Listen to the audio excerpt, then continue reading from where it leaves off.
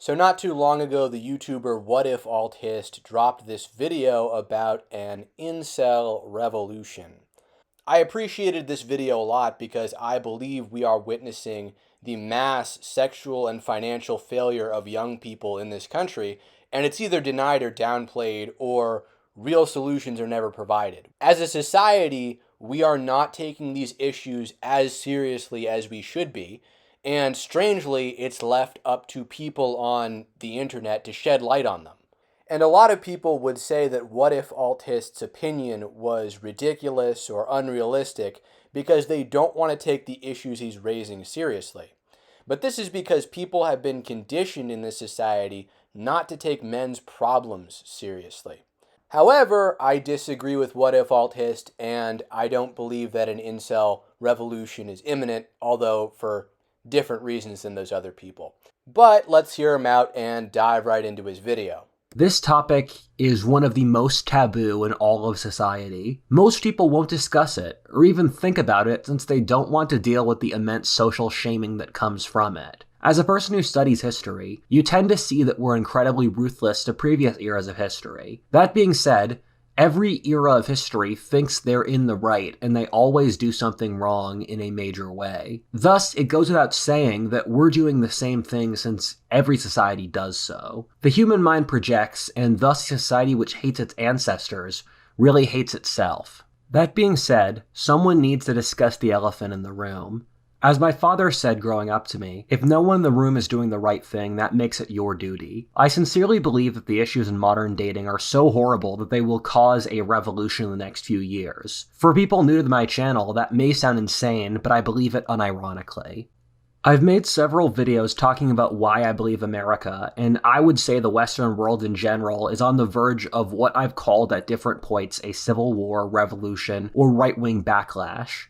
What I'm doing here is I'm trying to tease out the different threads which can explain a unique historic event which we'll only fully understand once it's occurred, as I believe it will. The purpose of this video is to tease out what I've said before is the biggest crisis of our time, in my opinion, and the most important variable driving this revolution, the young male dating crisis. Why are we waiting? A big part of why people are not able to recognize this as a real issue, in my opinion, is because we've decentered the importance of family in this country.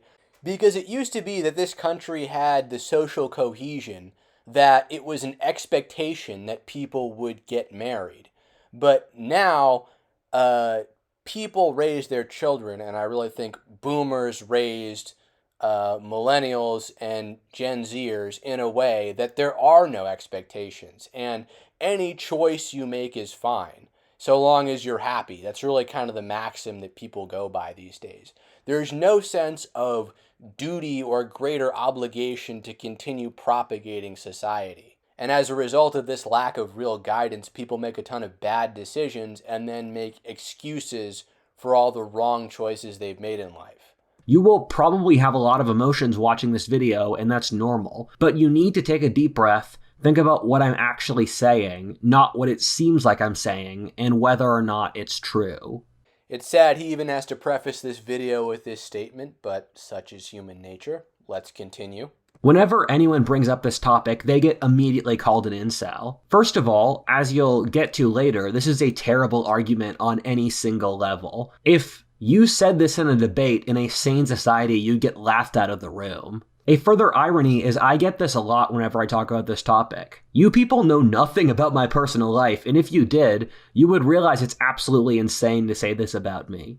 People use this photo of me from high school to mock me, but I also used to look like this when I was in better shape, and now I look like this. Well, I've been on keto for over a month to get into better shape now. Just as a side note, I can also very much relate to this sentiment as well, having talked about this issue. I have a live-in girlfriend of 2.5 going on 3 years at this point, and I still get called incel just for talking about these issues. It's a shaming tactic, and it's what people have to believe for them to just dismiss you. So they don't actually have to listen and think about the ramifications and implications of what you're saying. And ironically, this insult always comes from leftists when they're supposed to be the ones who are the most sex positive and non-judgmental about where people are at in their stage of life, in their sexual development, but they do it because it's an easy way to shut you down, and nobody respects a virgin if you're a man. That's like it's like a high school insult almost. The reason I care about this topic is that as a young man, I see this issue hurting my people in a horrible way. I care about my fellow young men, and as you'll see later in this video, the whole society. Same. What all this belies is that we live in a culture in which young men are seen as completely useless. Society doesn't care about your issues and basically actively wants young men to die. Do we need men? No. Do we need men? Honestly, no. Do we need men? No. Why? Because they suck.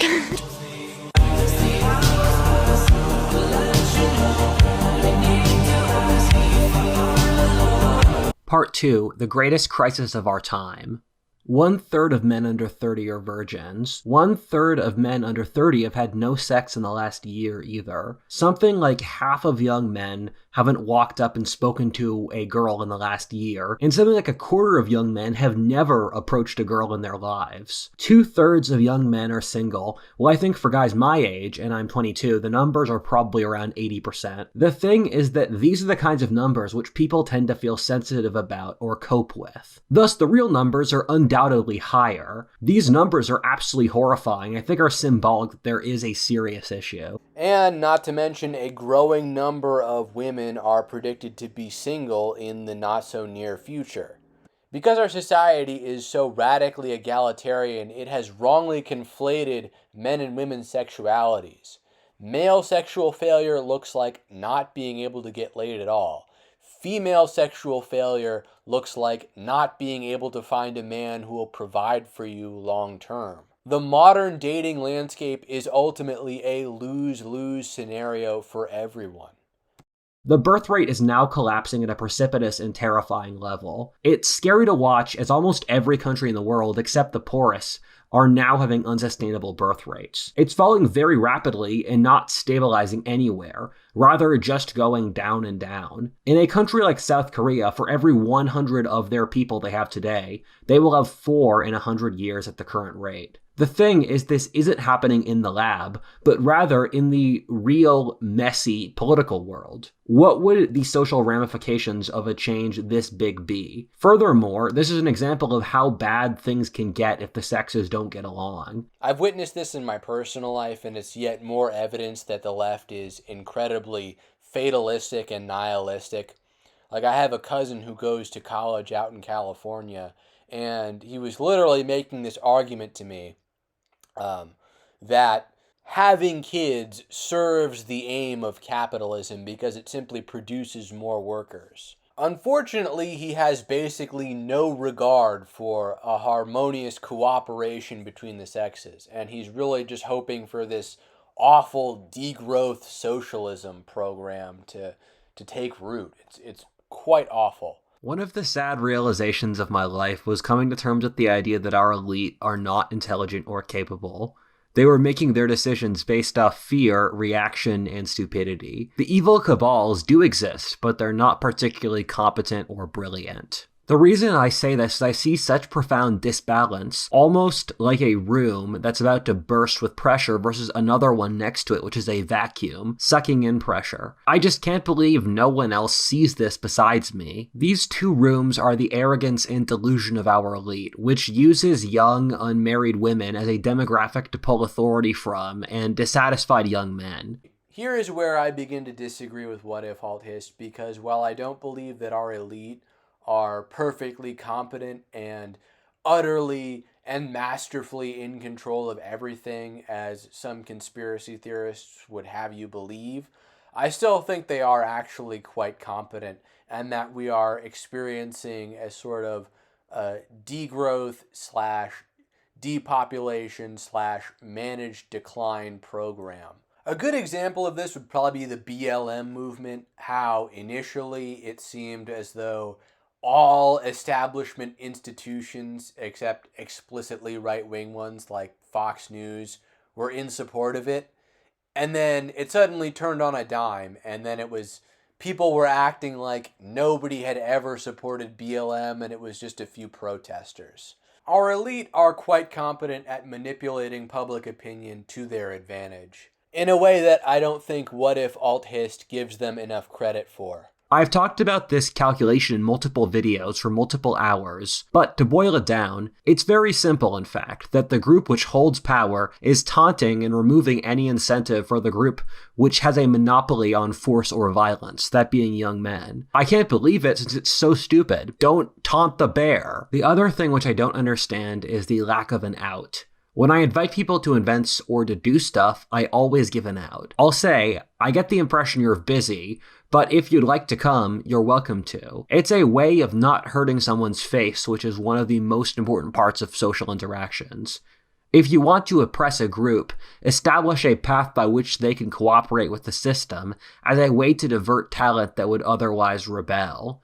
Modern warfare has become too destructive for this to be a viable option for our elite in this era.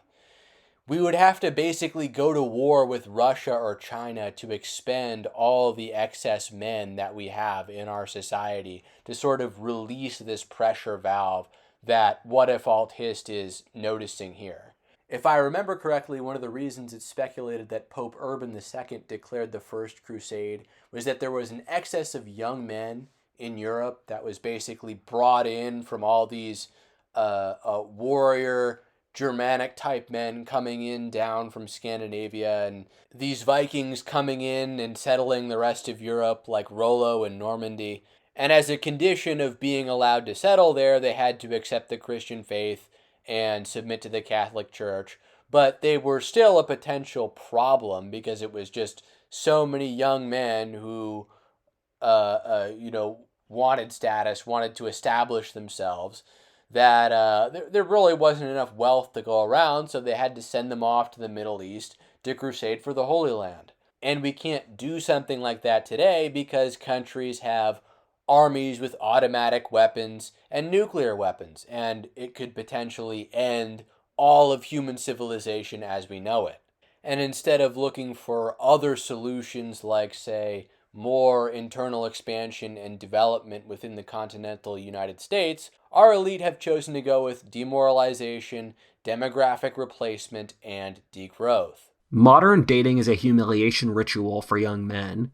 Society won't tell you the rules of how to attract women, and in fact, it will give you the exact wrong advice. Then if you do learn what the rules are and share them, society will shame or cancel you. If you don't get girls, you'll be shamed. If you do too well with girls, you can easily get a false allegation which could ruin your life, or you'll be shamed for being a frat boy or fuck boy. Just as an aside, especially for those other young guys out there, doesn't it also seem humiliating how there's this expectation somewhat that whenever you're opening on Tinder, you have to open with some sort of witty or catchy line, like you're a jester, entertaining these women for their attention?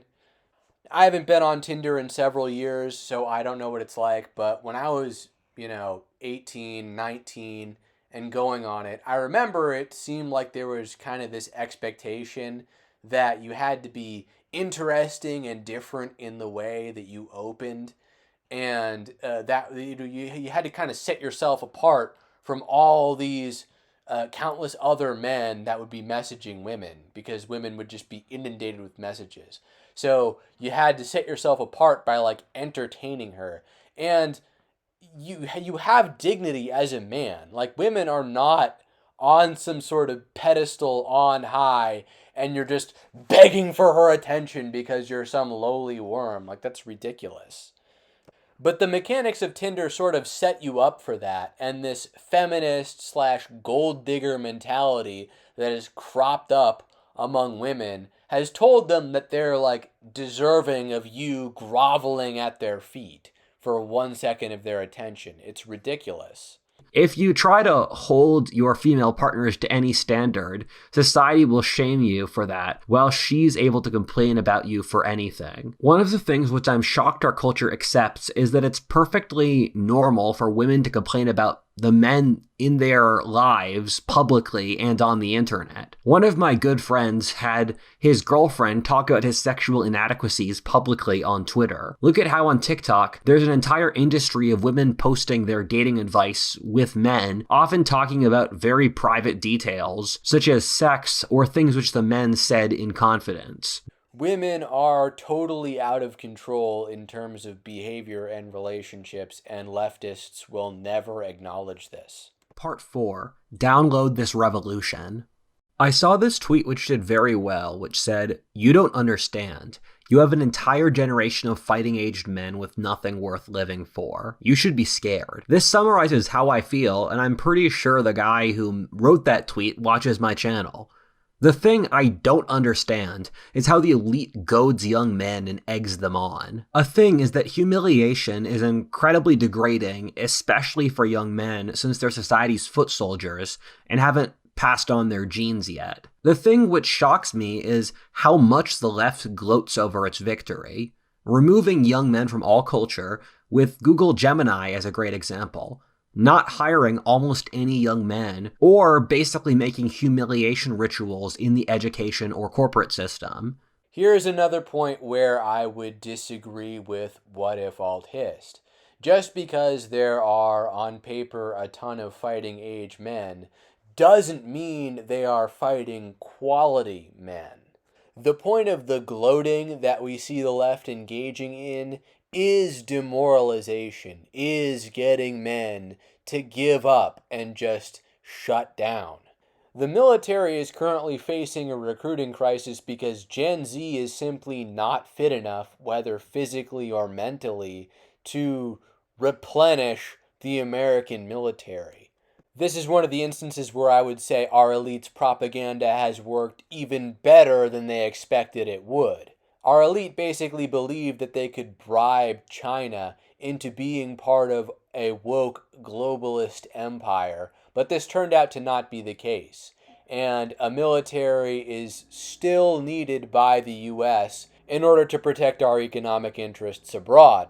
Not to mention, there are an unprecedented number of ways for young men to be pacified and made sedate in our society, among which include porn, drugs, and video games. People in previous eras of history never had to deal with the hyperstimulation brought on by modernity. Additionally, we have a rapidly rising average age in this country, and the higher it goes, that means the less likely it is that there will be enough fighting age men to overthrow any kind of central government. Hence, an incel revolution becomes less and less realistic as time goes on. In the state of nature, it's men's role to fight against the outside world with things like war or the jungle or farming, and women form the heart of the community away from all of that. And if you look over history, you find that there are patriarchal waves roughly every 500 years, with previous examples being the Augustan reforms, the Reformation, the fall of Rome around 1000 AD and more. So it wouldn't be that strange to imagine we'd have another one of these soon. And what happens with these is that in a world that's barbaric, men install themselves as higher social status than women because they're more responsible for facing the threats of the outside world. Equality is a false god, and only decadent societies view men and women as equal in some sort of meaningful sense. Both are necessary, obviously, but they are not equal or interchangeable. And then as society gets safer, women's social status rises, and men are willing to do this because it helps the entire society and them in general, until what happens is the men have no incentive to cooperate in the society, and thus the society falls apart and the cycle restarts. WhatIfAltHist is neglecting to consider here, in my opinion, the heretofore unprecedented level of technological development which Western civilization has achieved. We could look at a future, reasonably, you could say this, where man is entirely passive in the economy, where basically everything is automated. And the elite are very conscious of this. They anticipate that they're going to have to get rid of a large portion of society in one way or another. A point I'd like to throw out here is that we're getting to the point where among young people, the political divide is largely that of gender, where across the industrialized world, most young men tilt right and most young women tilt left. And you look at this and you think, how are they going to breed and start families? And this trend is just getting more and more pronounced over time. I was talking to my good friend Homath about where you meet women today. We've already spoken in this video about how online dating won't work for men. However, on top of that, picking up girls in places like parks or bookstores has become taboo alongside work. This leaves bars and nightclubs. The thing is that bars or clubs don't tend to attract good women and skew the odds against men in every possible way. The logic for nightclubs is to offer women attention as easily as possible, while lowering the chances a woman has to offer anything to the man, which is why women like them.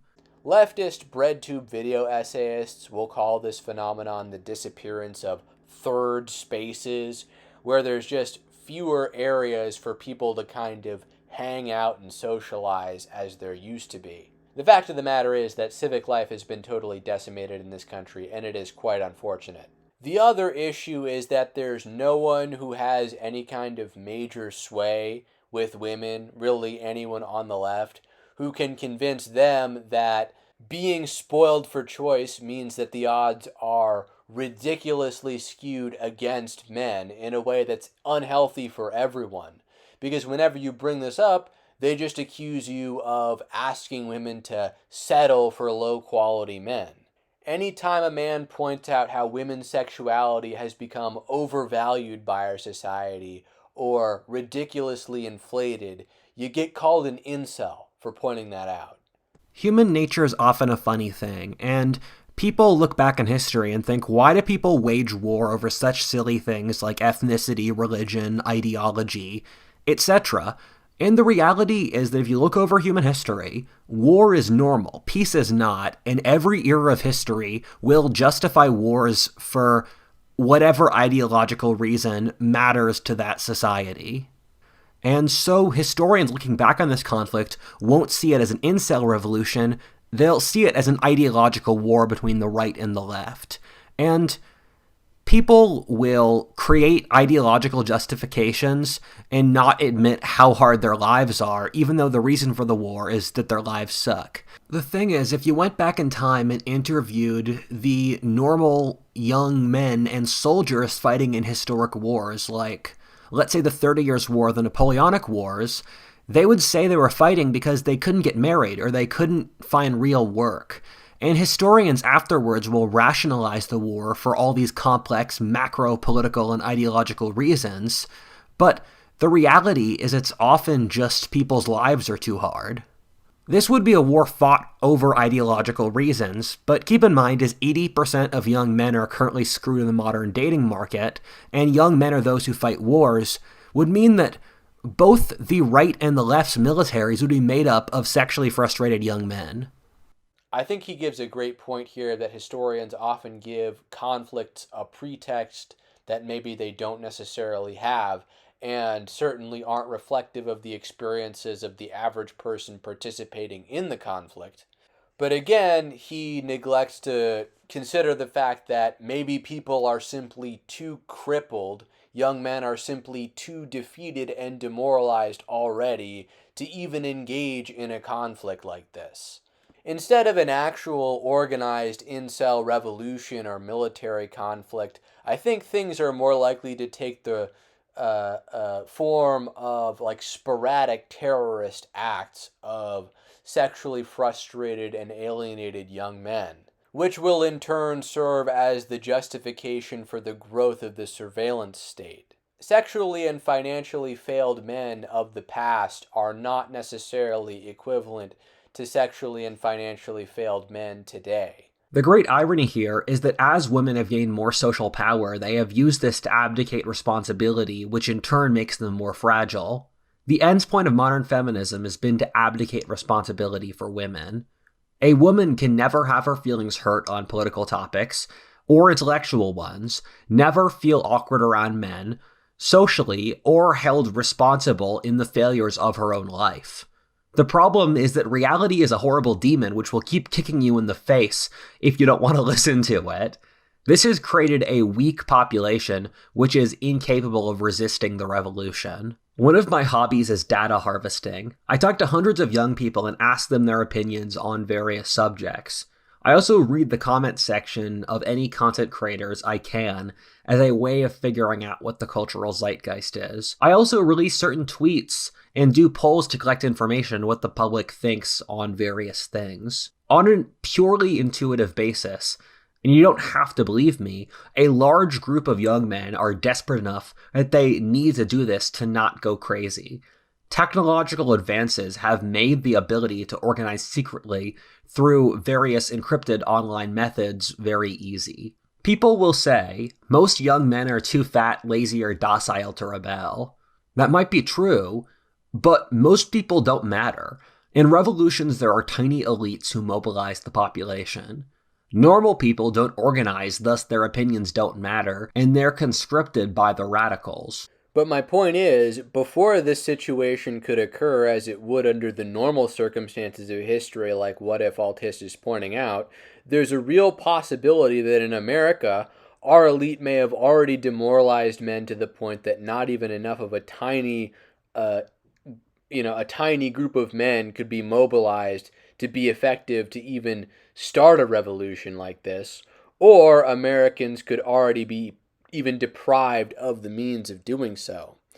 Not to get too conspiratorial since this is YouTube, but I bet some of you remember how there was a guy named Peyton Gendron who was in contact with someone who was formerly part of the intelligence community. So WhatIfAltHist is too cavalier in his assumption that rule of law is just going to become frayed by wokeness, and then Chad warlords with incel armies will rise and fill the vacuum. Our current political situation is one of a controlled degrowth program, and this is very much a managed decline. But WhatIfAltHist was already given enough trouble for posting this video in the first place, so I can't blame him if he pulled his punches at all. Anyways, that's it for this video. I think I've already gone too far. Please share this video if you want to help the growth of this channel. That is the #1 way you can help this channel grow if you enjoyed this video. And red channels will catch you in the next one.